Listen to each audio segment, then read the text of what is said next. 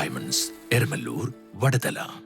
ഇനി ലഹരി വിമുക്ത കൗമാര കേരളത്തിനായി കൈകോർക്കാം K7 ക്യാമ്പയിനിലേക്ക്. നമുക്കറിയാം നമ്മുടെ കേരളത്തിലെ നമ്മുടെ കൊച്ചു കേരളം ഇത്ര പ്രകൃതി സുന്ദരമായ നല്ല കേരളത്തിൽ ഇന്ന് നമ്മുടെ കുഞ്ഞു മക്കൾ ലഹരിക്ക് അടിമയായി എന്ന് വാർത്ത കേൾക്കുമ്പോൾ ഏറ്റവും അധികം ദുഃഖിക്കുന്ന മനസ്സ് അമ്മമാരുടേതാണ്.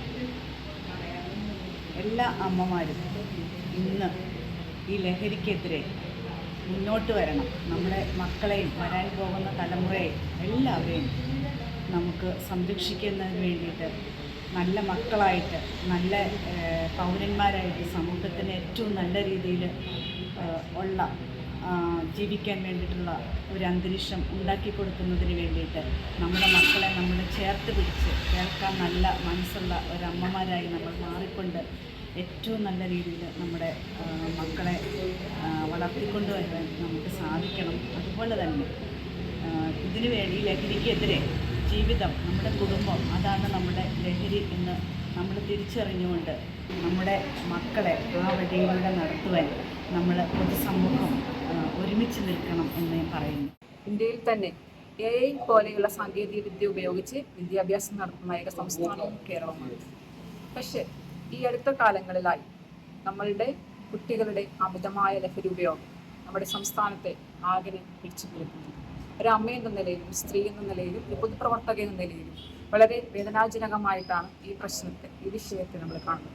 ഒരു ജാതിക്കും മതത്തിനും രാഷ്ട്രീയ സംഘടനകൾക്കൊക്കെ അതീതമായിട്ട് നമ്മൾ ചിന്തിച്ചെങ്കിൽ മാത്രമേ ഇതിൽ നിന്നും നമ്മൾക്കൊരു മോചനം നേടാൻ സാധിക്കത്തുള്ളൂ. നമ്മൾക്ക് സർക്കാർ തലത്തിൽ വളരെ വിമുക്തി, അതുപോലെ തന്നെ യോദ്ധാവ് എന്ന നിലയിലൊക്കെ പല സംവിധാനങ്ങളും ഇതിനോടനുബന്ധിച്ച് സർക്കാർ സംവിധാനത്തിൽ പ്രവർത്തിക്കുന്നുണ്ട്. അപ്പോൾ യോദ്ധാവ് ഒരു പോലീസിന്റെ കീഴിലുള്ള ഒരു സേനയാണ് യോദ്ധാവ്. ലഹരിക്കെതിരെ ഓരോ വ്യക്തികളും നമ്മൾ യോദ്ധാവായി മാറണം. ഇന്നത്തെ തലമുറ നാളത്തെ നമ്മുടെ പ്രതീക്ഷയാണ്. നമസ്കാരം.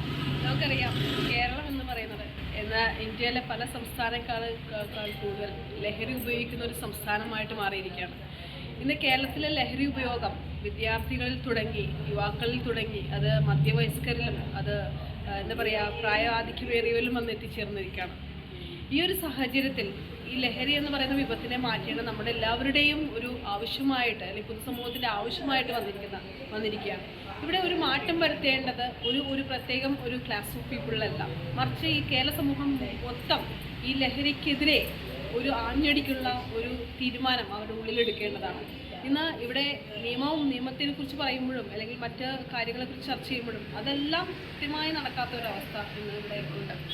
പക്ഷേ നമ്മൾക്കറിയാം, നമ്മൾ ഗവൺമെൻറ് പോളിടെക്നിക്കിൽ പോലും നമ്മൾ കണ്ട ഒരു കുട്ടികൾ എന്ന ഒരു ആഘോഷത്തിന് ഉപയോഗിക്കുന്നത് ലഹരിയാണ്.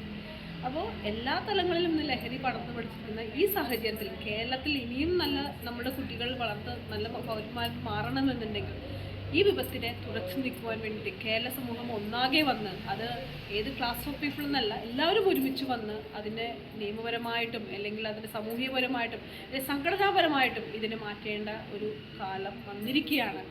നമുക്ക് ഇന്ന് രാഷ്ട്രീയം എടുത്ത് നോക്കുമ്പോൾ പോലും രാഷ്ട്രീയത്തിൽ പോലും നമുക്ക് ലഹരിയുടെ ഒരു കടന്നുവരവ് ഉണ്ട് എന്ന് നമുക്ക് മനസ്സിലാക്കാം. അതാണ് നമുക്ക് പോളിടെക്നിക്കും മറ്റും നമുക്ക് പറഞ്ഞു തരുന്നത്. അപ്പോൾ ഇതെല്ലാം മാറ്റി നമ്മുടെ യുവാക്കളിലും നമ്മുടെ കുട്ടികളിലും നമ്മുടെ മുതിർന്നവരിലും ഒരു മാറ്റമുണ്ടാക്കാൻ എല്ലാവരും ഒരുമിച്ച് ചേർന്ന് പ്രവർത്തിക്കണം എന്ന് മാത്രമാണ് ഈ അവസരം. ഒരു വ്യക്തി നന്നായാലും ഒരു കുടുംബം നന്നാകും, ഒരു കുടുംബം നന്നായാലും ഒരു സൊസൈറ്റി നന്നാകും, ഒരു സൊസൈറ്റി നന്നായാലും നമ്മുടെ രാജ്യം തന്നെ നന്നാകും, രാജ്യം നന്നായാൽ ലോകം നന്നാകും.